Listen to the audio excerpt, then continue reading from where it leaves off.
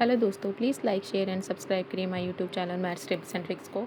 यहाँ मैं आपको लॉस एज परसेंटेज बता रही हूँ कि लॉस को कैसे परसेंटेज में निकालते हैं। फॉर्मूला इसका loss percent is equal to loss over CP into 100। CP मतलब यानी हमारा ओरिजिनल प्राइस जो हमने बाउट करा था, यानी कि जो हमने ख़रीदा था।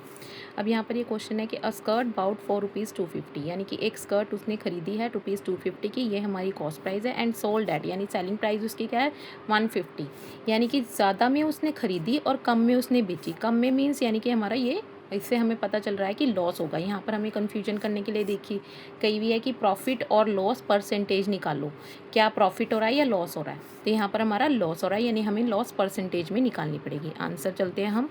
सबसे पहले हम सीपी लग लेते हैं, यानी कि कॉस्ट प्राइस क्या है इसकी ₹250 और सेलिंग प्राइस इसकी क्या है ₹150।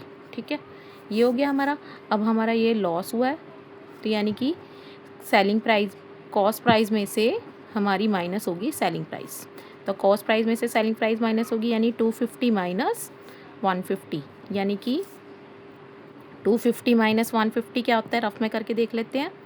0 और 1, 100 रुपीज़ हमारा क्या हो गया, लॉस हो गया। ठीक है, अब लॉस परसेंटेज में निकालेंगे। Loss over CP multiply 100।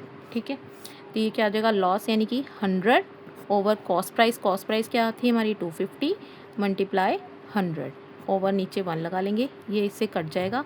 ऊपर नीचे क्रॉस मल्टीप्लाई कर देते हैं। 5 5 ज़ा 25, 5 2 ज़ा 10 और 0, 5 1 ज़ा 5, 5 2 ज़ा 10, यानी कि 20 माइनस 2, यानी कि 40% हमारा क्या आ गया, लॉस आ गया। इस तरह से आप लॉस परसेंट निकाल सकते हैं। आई होप समझ आ गया होगा। Thank you, thanks for watching.